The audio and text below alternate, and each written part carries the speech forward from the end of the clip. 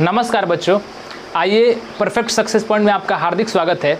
आज से जहां मैं पढ़ाता हूं वहां से डायरेक्ट आप लोग का वीडियो रिकॉर्ड होगा और आज से क्लास फिजिक्स का क्लास आप लोग का क्लास 10th का स्टार्ट होने जा रहा है, जिस चैप्टर का नाम है प्रकाश का परावर्तन। ठीक है, रिफ्लेक्शन ऑफ लाइट, प्रकाश का परावर्तन अच्छे से आज से पढ़ेंगे। ठीक है, कोई भी आप लोग का दुविधा होगा, अगर लग रहा है कि क्लास में कोई चीज़ आप लोग को नहीं समझ में आया तो कमेंट बॉक्स में लिख सकते हैं। सामने वाले बच्चे तो पूछ सकते हैं मेरे से, लेकिन आप लोग को अगर नहीं समझ में आया तो कमेंट बॉक्स में आप ज़रूर लिख सकते हैं। ठीक है, हम लोग को बहुत अच्छे से पढ़ के चलना है और यहाँ के बच्चों के लिए मैं स्पेशल बोलना चाहता हूँ कि हम लोग को बहुत मन से पढ़ना है। हमनी के ऐसा पढ़ेगा बा कि तनियो मन ही ना लाए के चाहे कि हमनी के वीडियो रिकॉर्ड होता या कुछ भी, जैसे क्लास चल रहा है वैसे ही चली। ठीक बा, जब मैं क्लास स्टार्ट करूंगा तो हिंदी बोलना भी स्टार्ट करूंगा, बीच बीच में जैसे मैं क्लास में पढ़ाता हूं वैसे पढ़ाते चलूंगा, क्योंकि ऐसे क्या रहेगा कि मैं क्लास के बच्चों को भी अच्छे से देख पाऊंगा और आप लोग जब पढ़ाई होगा तो हिंदी आप लोग अच्छे से समझ पाएंगे। ठीक है, मेरा एक ही उद्देश्य रहेगा कि इस बैच से, मैं बार बार रिपीट कर रहा हूँ, इस बैच से मुझे टॉपर चाहिए, मुझे और कुछ नहीं चाहिए। मैं जैसा पढ़ा रहा हूँ आप लोग को एक एक क्वेश्चन डिटेल से पढ़ाऊंगा। एक भी चीज़ आप लोग को दिक्कत होगा आप कभी पूछ सकते हैं। ठीक है, मैं आप लोग को बताने के लिए हरदम जैसे तैयार रहता हूँ वैसे ही रहूँगा और आप लोग को पढ़ाई वैसे ही चलेगी और बेहतर तरीके से चलेगी। इस बार हम लोग और जान लगा के पढ़ेंगे। ठीक है, चलिए आज स्टार्ट करते हैं प्रकाश का परावर्तन। प्रकाश का परावर्तन शब्द में सबसे पहले आता है प्रकाश। प्रकाश क्या है? तो प्रकाश आप हर जगह देख रहे हैं, जैसे यह मरकरी जो है ट्यूबलाइट है, इससे निकल रहा है, यह क्या है? प्रकाश है। यानी प्रकाश की सहायता से ही हम किसी वस्तु को देख पाते हैं, पहला चीज़। तो प्रकाश क्या है? एक प्रकार का कारक है, मतलब एक प्रकार का फैक्टर है जिसकी वजह से हम कोई भी चीज़ को देख पाते हैं। अगर हम यह पेन को देख पा रहे हैं तो यानी कि प्रकाश इस पे पड़ रहा है तभी देख पा रहे हैं। अगर जो बच्चे कुछ नहीं जानते वो जाने कि अगर प्रकाश को बंद कर दिया जाए, लाइट को हर जगह से बंद कर दिया जाए, अगर मैं थोड़ा सा लाइट बंद कर रहा हूँ तो आप लोगों को थोड़ा अंधेरा दिखाई दे रहा होगा, अगर मैं पूरा का पूरा बंद कर दूँ तो आप लोगों को कोई भी चीज़ दिखाई नहीं देगी। यानी कि प्रकाश जो है हमें कोई भी चीज़ देखने में बहुत मदद करता है, आप लोग अच्छे से जानते हैं। यानी कि प्रकाश क्या है? प्रकाश एक प्रकार का कारक है, प्रकाश एक प्रकार का फैक्टर है जो हमें कोई भी चीज़ को देखने में मदद करता है। ठीक है, मैं जो भी पढ़ाऊंगा आप वीडियो को पहले एक बार अच्छे से देख लीजिएगा। क्लास के बच्चे पूरा का पूरा ध्यान रखेंगे बोर्ड पे। लास्ट में जो भी होगा आप लोग को, मैं बार बार बोल रहा हूँ कि आप लोग को नोट्स दिया जाएगा, आप लोग बिल्कुल भी चिंता ना करें। और जो यूट्यूब वाले बच्चे हैं वो बस मेरा पूरा वीडियो देखें। पूरा वीडियो देखने के बाद पुनः फिर से मैं हट जाऊंगा और स्क्रीनशॉट लेके नोट्स आप लोग बना लीजिएगा। ठीक है, पहले लेक्चर देखिए फिर आप लोग को अच्छे से समझ में आ जाएगा। प्रकाश क्या है? प्रकाश एक ऐसा कारक है, प्रकाश एक ऐसा क्या है? कारक है, एक ऐसा फैक्टर है, इंग्लिश में इसे क्या बोलते हैं? फैक्टर बोलते हैं। एक ऐसा कारक है जो हमें देखने में मदद करता है। ठीक है, अब देखने में मदद करेगा, अगर आँख रहबे ना करी तो लौकबे ना करी, देखने में मदद करेगा मतलब प्रकाश के साथ साथ हमें आँख की ज़रूरत पड़ेगी। ठीक है, यानी दोनों चीज़ की जरूरत पड़ेगी। आँख तो चाहिए ही, यह सब जानता है। आँख अगर बंद तो लाइट ऐसे ही, लाइट रहे ना रहे उससे कोई फर्क नहीं पड़ता। तो आँख भी चाहिए और प्रकाश भी चाहिए। तो आँख के बारे में डिटेल से हम लोग चैप्टर 3 में पढ़ेंगे। आज हम लोग प्रकाश के बारे में पढ़ेंगे कि प्रकाश जो है हमें देखने में मदद करता है, एक प्रकार का कारक है और प्रकाश एक प्रकार का ऊर्जा है। ठीक है, प्रकाश एक प्रकार का ऊर्जा है जो, अब बताइए यह जो ट्यूबलाइट जल रहा है, अगर इसमें मैं करंट नहीं दूं, इसमें करंट पास ना हो तो क्या यह ट्यूबलाइट जलेगा? नहीं जलेगा। यानी कि इसको एक ऊर्जा की जरूरत पड़ी, प्रकाश ट्यूबलाइट को एक ऊर्जा की जरूरत पड़ी, ट्यूबलाइट को। और वह कौन सी ऊर्जा है? विद्युत ऊर्जा। ठीक है, विद्युत ऊर्जा। यानी कि विद्युत ऊर्जा आई और विद्युत ऊर्जा किस में बदल गई? प्रकाश ऊर्जा में। किसमें बदल गई? प्रकाश ऊर्जा में। यानी कि जो प्रकाश है एक प्रकार का ऊर्जा भी है। प्रकाश एक प्रकार का ऊर्जा है। कैसे ऊर्जा है? मैं बता दिया, प्रकाश एक ऊर्जा है, एक प्रकार की ऊर्जा है। जैसे मान लीजिए यह ट्यूबलाइट या कोई भी चीज़ अगर मैं बैटरी पर जलाता, विद्युत पर नहीं जलाता, तो बैटरी में पहले से रासायनिक ऊर्जा रहेगी। मैं बता चुका हूं कि जो भी उसमें केमिकल अगर रहेगा पहले से बन के तैयार है, यानी कि उसमें क्या है? रासायनिक ऊर्जा मौजूद है। तो रासायनिक प्रयोगशाला में बना हुआ है, अगर बाय द वे कहीं फैक्ट्री में बना हुआ है तो उसमें रासायनिक ऊर्जा है, यानी कि रासायनिक ऊर्जा भी है। रासायनिक ऊर्जा भी क्या करता है, प्रकाश ऊर्जा देता है, प्रकाश ऊर्जा देता है। विद्युत ऊर्जा भी प्रकाश ऊर्जा देता है, यानी कि कोई एक ऊर्जा से ही प्रकाश ऊर्जा का भी निर्माण होता है। प्रकाश उत्पन्न होने के लिए कोई भी एक ऊर्जा की जरूरत होगी तभी प्रकाश उत्पन्न होगा, ऐसे प्रकाश उत्पन्न नहीं होगा। ठीक है, कोई भी चीज के लिए। अब देखिए प्रकाश के बारे में, यानी कि प्रकाश वह भौतिक कारण है, बाह्य भौतिक कारण है। प्रकाश बाहरी से मिल रहा है हमें, प्रकाश वह बाह्य भौतिक कारण है जिससे हमें वस्तु क्या होती है, दिखाई देती है। कोई भी वस्तु दिखाई देती है उसमें प्रकाश एक कारक की तरह काम करता है जो हमें देखने में मदद करता है। प्रकाश की यह परिभाषा हो गई। ठीक है, आप लोग जो बच्चे YouTube पर देख रहे हैं वह वीडियो रोक के और हमारा मैंने जो बोला वो आप लोग लिख लीजिएगा। ठीक है, अब प्रकाश स्रोत, प्रकाश का स्रोत क्या क्या है, तो आप लोग अच्छे से जानते हैं कि प्रकाश का स्रोत जो होता है या तो जैसे सूर्य हो गया, तारा हो गया, और या ट्यूबलाइट हो गया, बल्ब हो गया, तो या तो मानव निर्मित होगा प्रकाश या प्राकृतिक होगा। प्रकाश स्रोत जो होगा दो प्रकार का होगा, या तो मानव निर्मित, मानव बनाया होगा, या प्राकृतिक होगा प्रकाश स्रोत। ठीक है, जो प्रकाश का स्रोत होगा वह प्रकाश का स्रोत दो जगह से आ सकता है, या तो मनुष्य बनाया है या प्राकृतिक है। प्राकृतिक में जैसे सूर्य हो गया, यह क्या है, प्राकृतिक मतलब नेचुरल, भगवान के द्वारा, ऐसे समझिए। तो सूर्य हो गया, तारे हो गए, यह तो आदमी बनाया नहीं है, तो यह प्राकृतिक स्रोत हो गए जो कि हमें प्रकाश देते हैं। और यह मानव निर्मित स्रोत कौन कौन से हो गए, जैसे ट्यूबलाइट हो गया, बल्ब हो गया, लालटेन हो गया, जो मानव बनाया है। ठीक है, तो यह सब मानव बनाया है, तो मानव निर्मित स्रोत, और यह प्राकृतिक स्रोत, तो यह प्रकाश का स्रोत हो गया। ठीक है, अब हम लोग देखेंगे कि प्रकाश जो होता है कि एक प्रदीप्त वस्तु होती है। प्रदीप्त वस्तु किसे कहते हैं और अप्रदीप्त वस्तु, मैं लाइन बाय लाइन लेके चल रहा हूँ। जो जो टॉपिक आपके चैप्टर में दिया हुआ है वह आपके चैप्टर के अकॉर्डिंग मैं पढ़ाते चल रहा हूँ। ठीक है, पहले दिया हुआ था कि कौन कौन सा स्रोत है, तो मानव स्रोत है, प्राकृतिक स्रोत है। फिर अभी दिया हुआ है कि प्रदीप्त क्या है, अप्रदीप्त क्या है। तो देखिए प्रदीप्त क्या होता है, दीप्त मतलब होता है प्रकाशमान। दीप्त मतलब क्या होता है, प्रकाशमान, यानी कि वैसा पदार्थ, वैसा स्रोत जो प्रकाश को देता हो। ठीक है, जैसे यह जलता हुआ ट्यूबलाइट, इसको हम लोग क्या बोलेंगे, प्रदीप्त बोलेंगे, यानी कि जो प्रकाश देता हो। ठीक है, तो वह प्रदीप्त, और जो प्रकाश नहीं देता हो, प्रकाश को नहीं देता हो, वह अप्रदीप्त। जैसे यह चेयर हो गया, यह व्हाइट बोर्ड हो गया, कोई भी यह मार्कर हो गया, वैसा कोई भी चीज़ जो हमें लाइट नहीं देते, जैसे कुर्सी हो गया, टेबल हो गया, किताब हो गया, जो प्रकाश को उत्पन्न नहीं करता है वह अप्रदीप्त, अ लग गया यानी कि नहीं देगा, निगेटिव सेंस में आ गया, और प्रदीप्त मतलब प्रकाश को देगा। तो प्रदीप्त और अप्रदीप्त भी आप अच्छे से समझ गए होंगे। ठीक है, अब आइए आगे हम लोग देखते हैं कौन सा टॉपिक है। अब है किरण क्या है, प्रकाश की किरण क्या होती है। तो आप अच्छे से जानते हैं कि प्रकाश एक सरल रेखा में गमन करता है। प्रकाश कैसी रेखा में गमन करता है, सरल रेखा में, सीधी रेखा में प्रकाश गमन करता है। तो प्रकाश जो होता है, प्रकाश जो होता है सीधी रेखा में गमन करता है। कैसे भी, अब यह भी एक सीधी रेखा है, यह भी एक सीधी रेखा है, यह भी एक सीधी रेखा, कैसे भी गमन करेगा, लेकिन इसका पथ जो होगा वह सीधा होगा। कहने का मतलब है, भ्रम में मत रहिएगा, सीधा का मतलब बस ऐसे ही, सीधा का मतलब लाइन सीधा। ठीक है, प्रकाश एक प्रकार की क्या है, किरण है जो कि सीधी रेखा में गमन करती है। ठीक है, अब जब एक प्रकाश रहेगा तो इसे प्रकाश की किरण बोलते हैं। नील लगाता, तो प्रकाश की इसे किरण बोलते हैं। और जब बहुत सारा प्रकाश हो जाएगा तो उसे क्या बोलते हैं, किरणों का समूह बोलते हैं। जब बहुत सारा किरण मिल जाएगा तो उसे क्या बोलते हैं, किरणों का समूह। एक रहेगा तो उसे क्या बोलते हैं, किरण बोलेंगे। अब बहुत सारा हो गया तो यानी कि किरण का समूह, बहुत सारा जुट गया, किरण का समूह, बहुत सारा आदमी, आदमी का समूह, तो किरण का समूह बोलेंगे। अब किरण का समूह या किरण पुंज बोल सकते हैं, किरण पुंज। ठीक है, दोनों एक ही बात हुआ, किरण पुंज बोलिए या किरण का समूह बोलिए।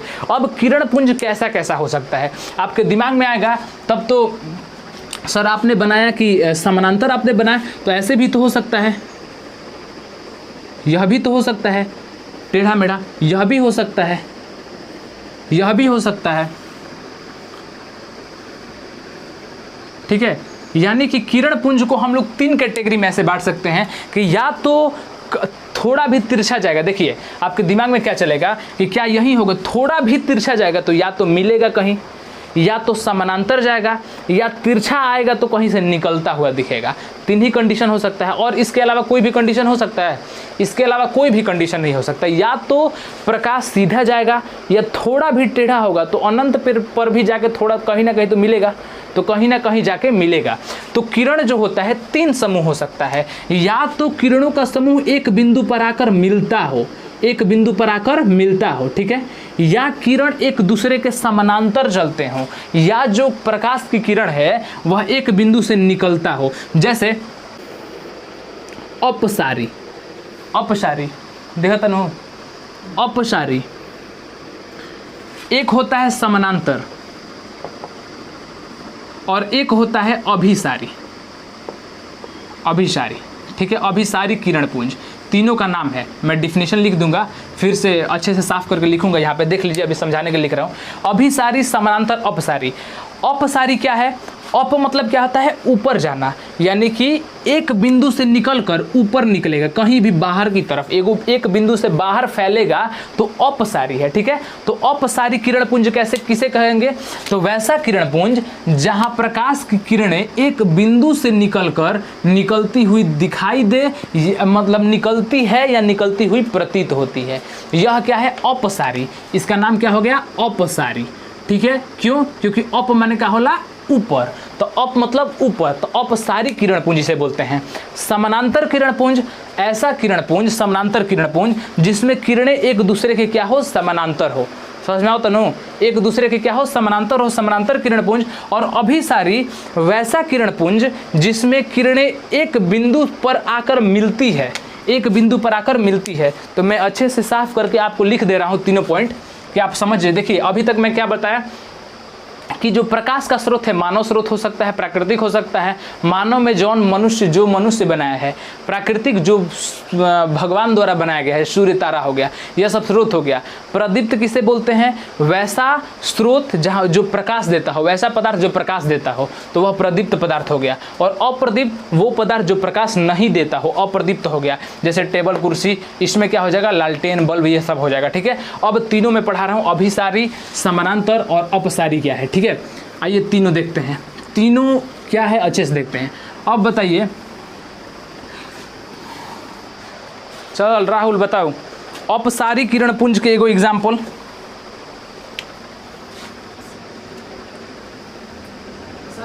हाँ अपसारी, हाँ टॉर्च, सही बा।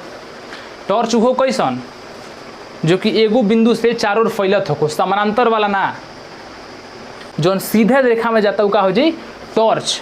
सीधे सीधे प्रकाश निकलता, तो जौन प्रकाश एकदम सीधे निकलता वो का हो जाए? अभिसारी में, मतलब समानांतर में। तो अभिसारी, अपसारी और समांतर।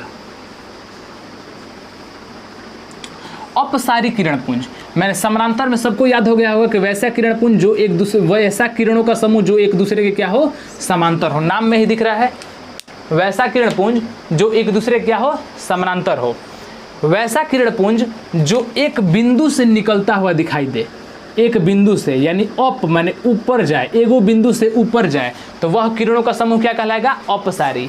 वैसा किरण पुंज जो एक बिंदु पर आए, मिले, एक बिंदु पर मिलता हुआ प्रतीत हो या मिले आके, ठीक है।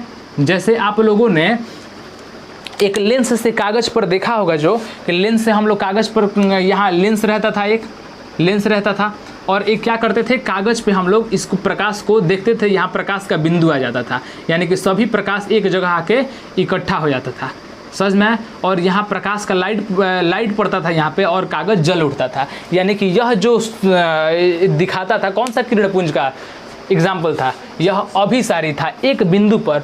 तो दो आप लोगों को तो अच्छे से याद हो गया होगा, समानांतर मतलब समानांतर किरण पुंज, अप माने ऊपर, ऊपर जाता, तो अपसारी मतलब एक बिंदु स्रोत से बाहर निकलता हो। और तीसरा क्या हुई तब?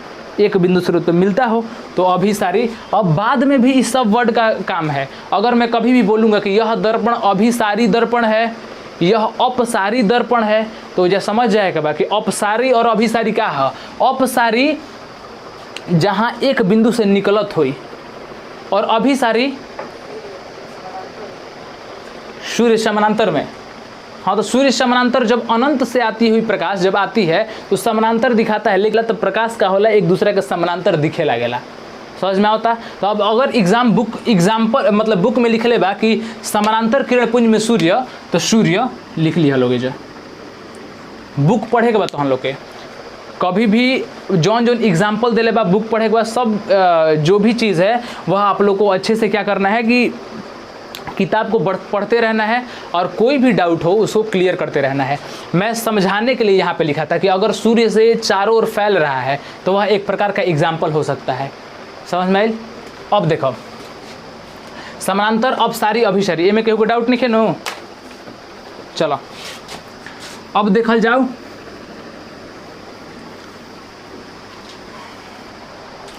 प्रकीर्णन। प्रकीर्णन क्या है, जिसे हम लोग इंग्लिश में बोलते हैं स्कैटरिंग। प्रकीर्णन, स्कैटरिंग बोलते हैं प्रकीर्णन को।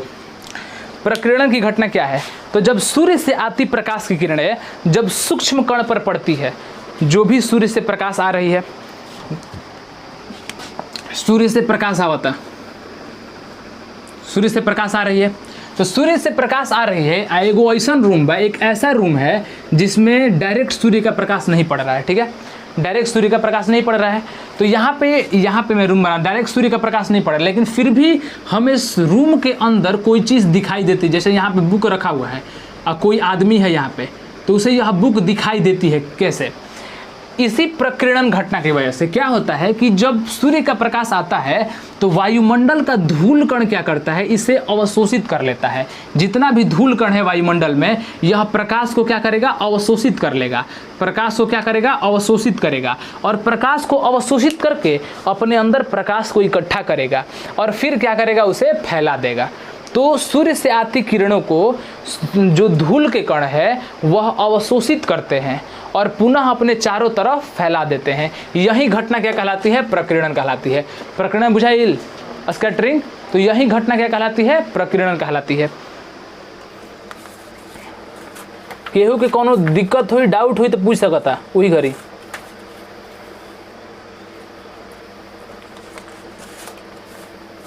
अब देखते हैं पारदर्शी पदार्थ, अपारदर्शी पदार्थ और पारभासी पदार्थ।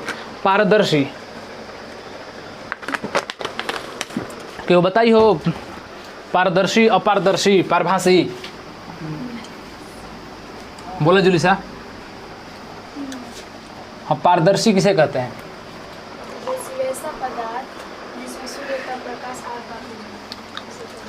हाँ, पारदर्शी, देखो नामे से बुझाता कि पारदर्शी, पारदर्शी, अपारदर्शी, पारभासी। ठीक बा, पारभासी। पारदर्शी इंग्लिश में लिख ले बनी, हाँ, ट्रांसपेरेंट पारदर्शी, और पारभासी के ट्रांसलूसेंट, और अपारदर्शी के काजन का लिखल बा। देखो पारदर्शी, तो पारदर्शी किसे कहेंगे, पारदर्शी कहेंगे जहाँ पे क्या होगा कि आर पार हो सकता है, आर पर हम लोग देख सकते हैं। दर्शी मैंने क्या होला, दर्शी मैंने देखना, दर्शी मैंने देखना, तो जिस चीज़ से हम लोग आर पार देख सकते हैं वह पारदर्शी है। जैसे पानी, पानी क्या है, पारदर्शी है। पानी, इसका एग्जाम्पल क्या है, पानी। हवा, हवा में हम लोग आर पार देख रहे हैं, तब इन लोगों तरह लोग हवा व बीच में हमनी के, तो हवा के आर पर हम लोग देख सकते हैं। तो हवा हो गया, पानी हो गया, यह सब क्या हो गया, पारदर्शी का उदाहरण हो गया। तो पारदर्शी मतलब वैसा पदार्थ। अब एक एग्जाम्पल परिभाषा लिखवाए को पड़ी। पारदर्शी साइंस मतलब समझ के पढ़े के बा, ठीक बा। जो भी आपके बुक में लिखा हुआ है, आप क्या करेंगे कि बुक में अच्छे से परिभाषा लिखा हुआ है। यह बहुत बड़ी भ्रांति बन गई है कि बुक से पढ़ना नहीं है, बुक से पढ़ाता नहीं तबे पढ़ाता नहीं। कोई भी टीचर है बुक से पढ़ता है तभी पढ़ाता है, यानी कि जो बुक में लिखा हुआ है वह आप लोग को अच्छे से पढ़ना है और वो पढ़ के आप लोग को एग्जाम में अच्छे से अपने भाषा में लिखना है, ठीक है, बस समझना है। पारदर्शी क्या याद करेगा बा, पार मतलब आर पार और दर्शी मतलब देखना, वैसा पदार्थ जिसके आर पार हमें अच्छे से दिखाई देता हो वह पदार्थ क्या कहलाता है, पारदर्शी कहलाता है, ठीक बा। अपारदर्शी वैसा पदार्थ जिसके आर पार हम नहीं देख सकते हैं। पारदर्शी के आगे जहां भी अ लग जाई, जहां भी अ लग जी मतलब कि ना, मतलब कि जहां भी अ लग जाए वहां पे इसका मतलब होगा कि निगेटिव सेंस आ गया। तो पारदर्शी मतलब देखना, आर पार देखना, ठीक है, आर पार देखना, और अपारदर्शी मतलब आर पार ना लौकी। तो वैसा पदार्थ जिसमें हम उस वस्तु के आर पार नहीं देख सकते हैं, जैसे कुर्सी। अब भाई कुर्सी ले ली हनी, लगता नहीं हम एक भीतर से, टीका हो जाई अपारदर्शी, बुझाता, अपारदर्शी कहाई। तो वैसा पदार्थ जिसमें हम आर पार नहीं देख सकते हैं, अपारदर्शी। पारभासी, भासी मतलब का होला, आभास होना, मतलब एक मतलब भइल का आभास, ठीक बनू, आभास मतलब आभास होता हमरा। और पार मतलब आर पार, मतलब आर पार देखे के आभास होता, समझ में आ गया, आर पार देखने का आभास हो, पूरी तरह से ना दिखाई दे, आधा अधूरा दिखाई। आभास कब होता है? जब थोड़ा थोड़ा दिखाई देता है, तो यानी कि थोड़ा थोड़ा प्रकाश पार करे, प्रकाश का कुछ हिस्सा, प्रकाश का कुछ हिस्सा, प्रकाश का कुछ हिस्सा आर पार हो, आर पार हो। तो वैसा पदार्थ जिसमें प्रकाश का कुछ हिस्सा ही आर पार हो, वह पदार्थ क्या कहलाता है? पारभासी। जैसे तेल लगा हुआ कागज, कागज पे तेल लगा के देखिए लोग, बुझाई कि थोड़ा थोड़ा प्रकाश दिखता, तो तेल लगा हुआ कागज, ठीक बा। और एगो बटर पेपर होला, बटर पेपर, बटर पेपर, तेल लगा हुआ कागज, रक्त, दूध, और बटर पेपर मालूम बा कुंदन तारा? बटर पेपर का कहला, बटर पेपर जौन की व्हाइट वाला पेपर होला, उजला वैसा पेपर जो कि बहुत पतला होता है, पतला वाला, इतना पतला उससे पतला वाला पेपर आपको ना मिल सके। तो बहुत पतला वाला उजर का पेपर देखे बड़ा लोग, बहुत पतला वाला, झालर उलर में काटे में काम करते हुए, हाँ, तो बहुत उजला वाला पेपर मतलब कि पतला वाला पेपर, वो बटर पेपर कहा सकता। तो वैसा पेपर में थोड़ा थोड़ा लौकेला नो, तो पारभासी के एग्जाम्पल हो जाई। तो पारभासी के एग्जाम्पल बोल सकत रह, बोलो चक्रेश, पारभासी के परिभाषा, पारिभाषी पदार्थ क्या कहल जाला?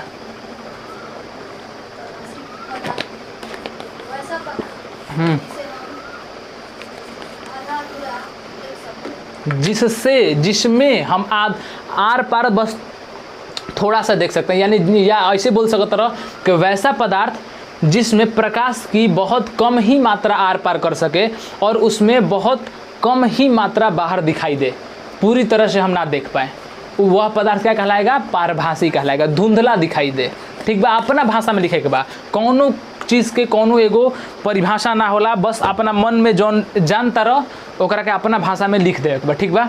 ई फॉलो गलती से भी केहू के नहीं करेगा। अगर हम भी कहता नहीं कि ना जौन जो मैं बोल दिया वही एक सत्य है, नहीं, मेरे से भी गलती हो सकता है, हर टीचर से गलती हो सकता है।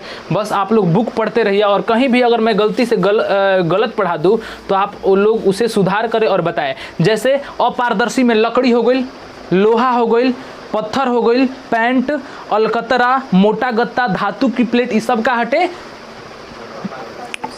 अपारदर्शी। पारदर्शी, पारभासी ना अपारदर्शी। लकड़ी में तनी तनी दिखाई दी, लकड़ी में थोड़ा भी नहीं दिखाई देगा। अब हमने के ये सब चीज़ बहुत बढ़िया से पढ़ ले बन जा। अब देखब जा कि समतल दर्पण क्या है। समतल दर्पण, ठीक बा। दर्पण अब पढ़ब जा, काहे कि ये में हमने के जब परावर्तन करे के बा, हाँ, परावर्तन से पहले एगो चीज़ बता दी कि नियमित परावर्तन होला और अनियमित परावर्तन होला। नियमित परावर्तन से का बुझा तारा लोग? बताओ पंकज, नियमित परावर्तन मतलब का भइल? अपने भाषा में बोलो, इधर रट के कुछ नहीं बोले के आई ना कि दूसरा के तू पढ़ाई बोल देव तो हमारे लगा वो काम जना हुई। प्रकाश किसी नियम द्वारा आता है या जाता है, नियमित परिवर्तन ना नियम द्वारा आवेला जाला का, हमें दूसरे नियम रही कि प्रकाश एगो नियम से आई जाई ना। नियमित परावर्तन मतलब का कि परावर्तन तो हुई लेकिन एगो नियमित मार्ग में हुई, एगो फिक्स मार्ग में हुई कि एक ही माध्यम में जाता। बात समझ में आता? जैसे एगो प्लेन बा, मिरर बा, दर्पण बा, एकदम चिकना, ठीक बा। तो जब चिकना पे पड़ी तो पता बा कि हेने जाता, फिक्स बा, लेकिन ई चिकना परत है, कहा चिकना परत है और प्रकाश आवत है जा। तो एक चिकना जो दर्पण हो उस चिकना दर्पण पे या चिकना सतह पर किसी चीज़ पे, जैसे ये चिकना बा तो एजा प्रकाश आई तो प्रकाश जब परावर्तित हुई तो बुझाता कि एक माध्यम में ही एने जाता। लेकिन जब रुखर सतह रही, रुखड़ा सतह हो तो प्रकाश बार बार हे जाई, बार बार आई इहे माध्यम में जाई, बार बार आई इहे माध्यम में जाई, जाता नु बुझाता न फिक्स की हेने आई हे नहीं जाई। तो ये नियमित परावर्तन होता, समझ में आता? नियमित परावर्तन मतलब नियमित परावर्तन हमेशा कहाँ हुई? चिकना सतह पे, ठीक बा। तो चिकना सतह रही तो नियमित परावर्तन हुई, और रुखड़ा सतह रही पड़ गई है जा और पड़ गई है जा का दोनों में बुझा तक एक ही हुई टेढ़ मेढ़। नियमित कबो हेने पड़ल तो भाग जी हेनी हो, हेने पड़ल तो भाग जी हेनी हो, माने कि एक दिशा में ना फिक्स रही, कबो हेने जाई, कबो लौट के हेने आके हेने भाग गई, कबो हेने आके चल गई हेने, मतलब फिक्स मत रहो कि कौना दिशा में चल जाई, कौनो पर कंट्रोल मत होको, समझ में आता? एक दिशा में फिक्स मत होको। तो वैसा परावर्तन जिसमें परावर्तन का पथ होता है, फिक्स होता है, नियमित होता है, ये कोनो अलग चीज़ ना है। लेकिन कहीं अगर लिख दी नियमित परावर्तन तो समझ लो कि चिकना सतह के बात करता है। अनियमित परावर्तन मतलब कौनो दिशा में हेने होने कहीं भाग जाई, अनियमित परावर्तन हो, बुझाता? रवि दिक्कत बा कुछ? हाँ हमको दिक्कत बा कहते रहो। अब देखल जाओ समतल दर्पण क्या है, केहू के डाउट है में?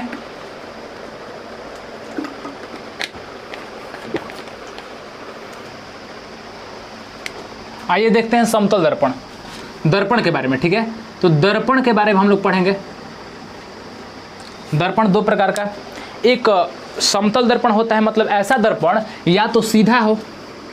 समतल दर्पण मतलब क्या कि समतल, यानी कि सम मतलब का भल नाम से देखा। दर्पण दो प्रकार के, समतल दर्पण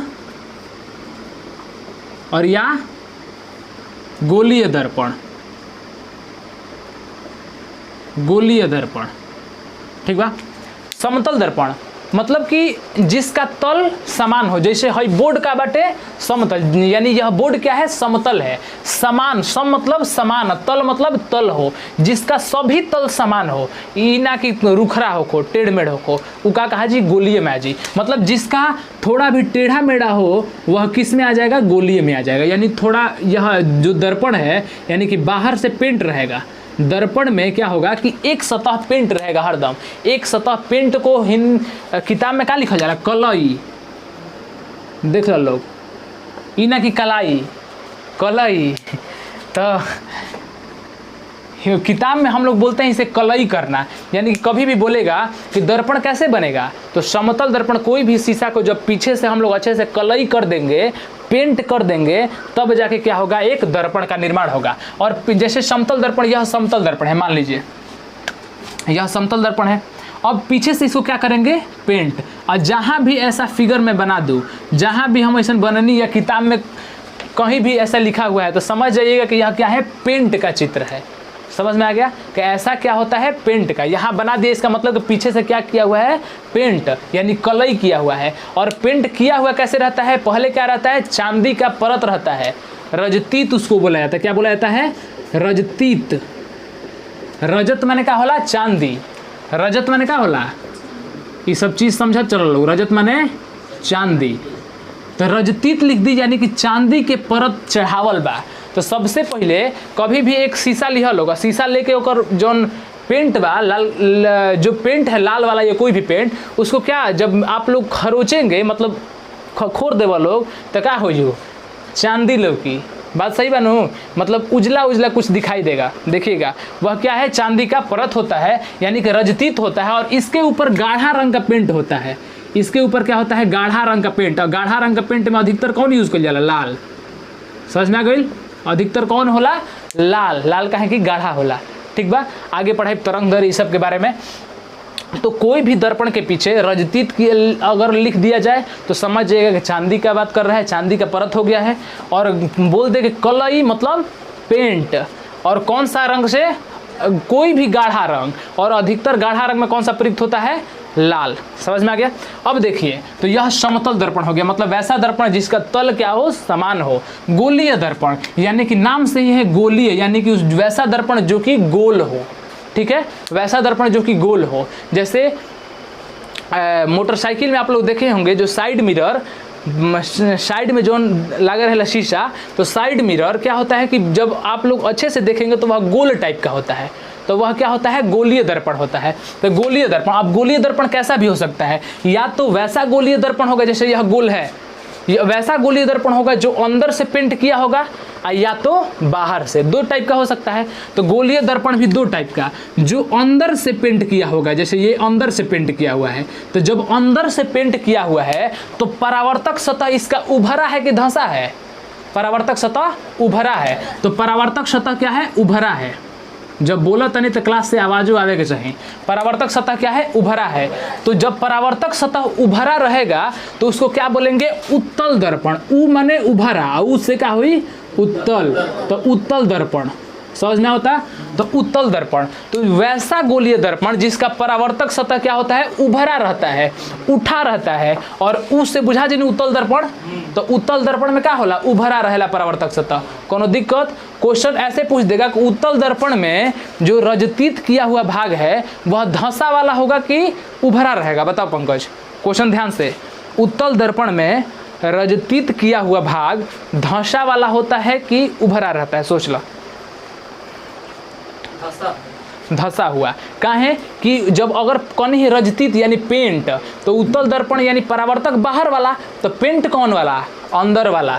तो पेंट अंदर वाला होता है, यानी कि यह उभरा रहता है उत्तल दर्पण। ठीक है, मैं ज़्यादा भोजपुरी का प्रयोग कर रहा हूँ क्योंकि मैं क्लास से पढ़ा रहा हूँ और जिस क्षेत्र में पढ़ा रहा हूँ वहाँ भोजपुरी चलता है, इसीलिए आप लोग को मैं जो बोर्ड पे पढ़ा रहा हूँ वह हिंदी में बोलने का पूरा प्रयास कर रहा हूँ। ठीक है, तो आप लोग थोड़ा कॉम्प्रोमाइज़ कीजिएगा। डायरेक्ट आपको वो सुविधा मिल रही है जो यहाँ के बच्चे फ़ी दे के आते हैं पढ़ने के लिए, तो आप लोग थोड़ा मैनेज कीजिएगा। और मैं वादा करता हूँ कि जब मैं क्लास एंड करूँगा, यह पहला क्लास है और यह डायरेक्ट क्लास में पढ़ाना और डायरेक्ट रिकॉर्ड करना थोड़ा मुश्किल होता है। जब आप लोग कीजिएगा तो समझ में आएगा। तो क्योंकि क्या होता है कि दिमाग डाइवर्ट रहता है, कभी उधर कभी इधर, कि इसमें अच्छे से आ रहा है कि नहीं आ रहा है, आवाज़ अच्छे से जा रहा है कि नहीं जा रहा है, लड़के लोग समझ पा रहे हैं कि नहीं समझ पा रहे हैं, तो बहुत दिक्कत वाला काम होता है। इसीलिए थोड़ा आप मैनेज कीजिएगा। एक दो वीडियो के बाद क्या होगा कि आदत हो जाएगा और फिर हम लोग निरंतर जैसे स्पीड में पढ़ाते हैं वैसे पढ़ाएंगे। ठीक है, तो अगर इस वीडियो में आप लोग को कोई कमी भी मिले तो प्लीज़ माफ़ कर दीजिएगा। अगर नहीं भी माफ़ कीजिएगा तो कोई बात नहीं कोई हमको दिक्कत नहीं है। चलिए, और यहाँ के बच्चा लोग क्या करेगा, बुक जरूर पढ़ेगा। ठीक है, देखिए, तो उत्तल दर्पण में क्या होता है, परावर्तक सतह उभरा रहता है, और अवतल दर्पण में परावर्तक सतह क्या होता है, परावर्तक सतह धंसा रहता है। क्या होला, धंसा परावर्तक सतह। तो ये दर्पण कौन हो जी, अवतल। तो एगो दर्पण, दूगो दर्पण, एगो अवतल एगो उत्तल। अवतल को बोलते हैं इंग्लिश में, देखा इंग्लिशो जाने नहीं, कनकेव, लेकिन बहुत कम जाने नहीं, कनकेव। और उत्तल दर्पण कनवेक्स। कनकेव, केव माने का होला, गुफा। केव माने का होला, गुफा। अब जेकरा अंदर गुफा बाटे उ केव हटे, केव माने अवतल ह। तो नाम याद हो गल केव नु, तो कनकेव भी कहीं कहीं लिखेला, तो कनकेव लिखी तो जो हुआ लोग मत। तो मतलब कि वैसा दर्पण जिसका परावर्तक सतह उभरा हो वह क्या होता है, उत्तल दर्पण। उ से उभरा, और जब उभरल वाला उत्तल है तो धंसा वाला कौन होई, अवतल। तो अवतल और उत्तल दो ही प्रकार का होता है। ठीक है, अवतल दर्पण और उत्तल दर्पण। तो अवतल दर्पण उत्तल दर्पण भी आप समझ गए। अब समतल दर्पण के बारे में हम लोग देख रहे थे और समतल दर्पण अच्छे से पढ़ लेते हैं, फिर कल से हम लोग गोलीय दर्पण के बारे में पढ़ेंगे। ठीक है, देखिए समतल दर्पण। समतल दर्पण में अगर एगो क्वेश्चन बताओ लोग, ठीक बा, कि अगर समतल दर्पण में शीशा के हाइट कितना रही कि हमनी के पूरा वस्तु लौकी। जैसे अगर हमको पूरा अपना बॉडी देखना है तो शीशा की लंबाई न्यूनतम कितनी होनी चाहिए, केहू भी बताओ, बताइए केहू, टाइम मत बर्बाद कर लोग, ना बताइए केहू। यानी कि शीशा की हाइट, अब शीशा हथ रहेला तो का तो हम लोग को पूरा शरीर लौकेला, अनुमान करिए लोग कबो। यानी कि व्यक्ति का जो हाइट होता है, जो ऊंचाई होती है, उसकी कम से कम आधी ऊंचाई का शीशा होना चाहिए, कम से कम आधा। अगर 6 फीट के आदमी बता शीशा करना चाहिए 3 फीट, कम से कम 3 फीट। 3 फीट से बड़ कतनो हो तो 3 फीट कम से कम, तो कम से कम 3 फीट होगा तब इसको दिखाई देगा। यानी कि जो शीशा होगा वह आदमी के हाइट का आधा होना चाहिए। कब, किस कंडीशन में, अगर आदमी को अपना पूरा शरीर देखना हो तब, ठीक बा ना, तो चेहरा तो हती चुकी में लौकी, पूरा शरीर देखे के बाद तो आदमी के हाइट से आधा होके के चाहिए। समझ में आ गई। अब समतल दर्पण की विशेषता, समतल दर्पण में प्रतिबिंब जो होता है दर्पण के क्या होता है, पीछे बनता है। माइक चल गए भीतर एक आदत है। समतल दर्पण में क्या होता है कि प्रतिबिंब कभी भी क्या होता है, दर्पण के पीछे बनता है। दर्पण के पीछे मतलब जब भी समझिए लोग, अभी पीछे का बा आगे का बा मैं हम बताई, दर्पण के पीछे का कहला आगे का कहला, हर चीज़ तरह क्लियर हुई, हर चीज़ क्लियर होगा। अभी आप समझिए तो समतल दर्पण में दर्पण जो होता है क्या बनता है, प्रतिबिंब दर्पण के पीछे बनता है। प्रतिबिंब जो होला दर्पण के पीछे बनला, काहे कि हम निकाल लौकेला हो सीधा लौकेला। तो याद कर लो कि प्रतिबिंब कहाँ बनेला, दर्पण के पीछे बनेला। तो याद ऐसा हूँ कर सकत रहो, ये तो कहत नहीं बताइब, याद करवाने के लिए मैं बता रहा हूँ कि आपको, आप यहाँ पे अगर खड़े हैं, मान लीजिए कि आप यहाँ पे खड़े हैं, यहाँ पे खड़े हैं, अगर आपको शीशा में यहाँ दिखाई दे रहा है, ठीक है, तो यानी कि दर्पण शीशा के पीछे आपका प्रतिबिंब बन रहा है। ऐसे याद कीजिए कि समतल दर्पण में प्रतिबिंब कहाँ बनता है, दर्पण के पीछे बनता है। ठीक है, काहे कब काल के क्लास से बढ़िया से विस्तार से पढ़ल जी, आज जौन पॉइंट बताओ तनी याद कर लोग।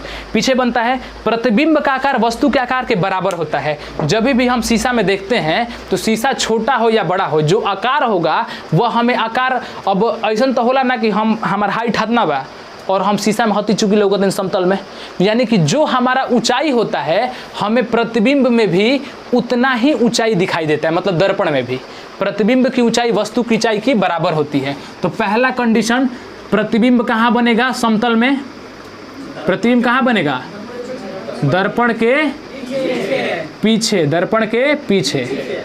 दूसरा कंडीशन का नहीं कि वस्तु की ऊंचाई प्रतिबिंब की ऊंचाई के बराबर, प्रतिबिंब की ऊंचाई मतलब कि जितना हाइट हमार रियल में बा उतने हाइट हमार बुझाई के उहू में बा, उतने हाइट लौकता है।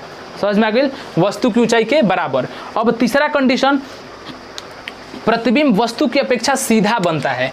प्रतिबिंब कैसा बनता है, सीधा, यानी कि जैसन वस्तु बा वैसने लौकी। अगर सीधा बा तो सीधे लौकी, अगर उल्टा घूम गनी तो उहू में उल्टा हो जाई, अगर कोना से देखत हैं तो हो कोना से देखी, मतलब जैसन हम देखब वैसा ही देखी।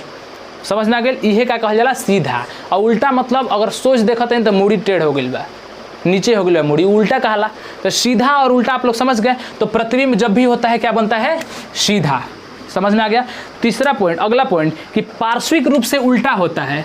समतल दर्पण में पार्श्विक भाग उल्टा दिखता है। पार्श्विक मतलब क्या होला, पार्श्विक उल्टा। पार्श्विक मतलब हमनी के पार्श्व, पार्श्व मतलब जैसे हाथ बा, ये हमनी के पार्श्व है। तो जैसे हम अगर शीशा में दायां हाथ से बॉल करें तो क्या बुझाई, बायां हाथ से करावता। बात बुझा, समझ में आ गई। तो अगर हम कोई भी चीज़ दायां हाथ उठाएंगे तो हमें लगता है कि क्या उठाए हैं, बायां हाथ। अगर बायां हाथ उठाते हैं तो लगता है दायां हाथ। कभी भी आप प्रैक्टिकल कीजिएगा, जिस हाथ से आप बॉल कराते हैं उस हाथ को देखिएगा, लगेगा कि उल्टा हाथ से आप करा रहे हैं। समझ में आ गया, यानी कि पार्श्विक उल्टा, यही पार्श्विक उल्टा मतलब यह कहला। समझ में आ गई, पार्श्विक उल्टा कहला।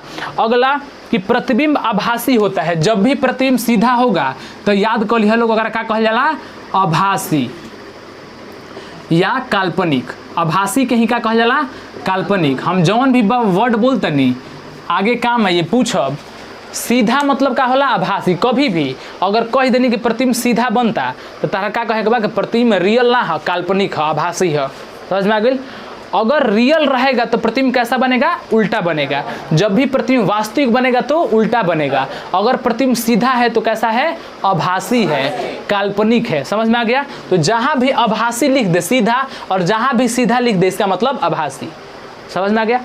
अब आगे देखिए, प्रतिबिंब दर्पण से उतना ही पीछे बनता है जितना वस्तु आगे है। मान लीजिए कि यहाँ पे दर्पण है तो यहाँ से जितना दूरी पे हम है ना उतना ही दूरी पर हमारा प्रतिबिंब बनेगा, मैंने दर्पण से पीछे। यानी कि अगर है शीशा बा, हेजा के खड़ा बा, यहाँ पे कोई खड़ा हुआ है तो जितना दूरी इसका है ना, प्रतिबिंब भी जो है उतना ही दूरी पर बनेगा।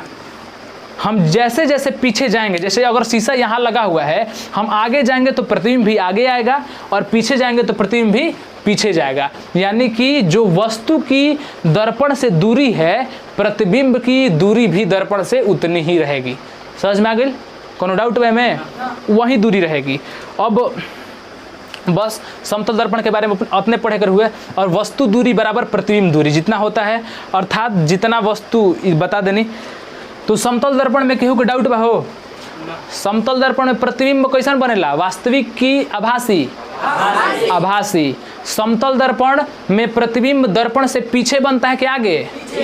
दर्पण से पीछे। एक एक वर्ड रटाई रहेगा चाहिए, और ना रटाई लगतन होई ना रटाई तो सुधिया देवे जे।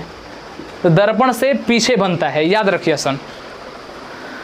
और अगर हमें पूरा हाइट देखना हो, अपनी पूरी ऊंचाई देखनी हो, तो दर्पण वस्तु की ऊंचाई से कितना होना चाहिए? आधा होना चाहिए। ठीक बा? तो ये सब क्लियर रहे चाहिए। तो मुझे उम्मीद है आप लोग को वीडियो पसंद आया होगा। रजत माने का होला? चांदी। रजत माने का होला? कुछ क्वेश्चन हम पूछ लेते हैं जो पढ़े बानी। दिया, दिया मानव स्रोत है प्राकृतिक स्रोत? गधा वाला क्वेश्चन पूछते नहीं, कहेंगे पहला क्लास गधे के होला, धीरे धीरे आदमी घोड़ा बनेला। समझ में आ गई?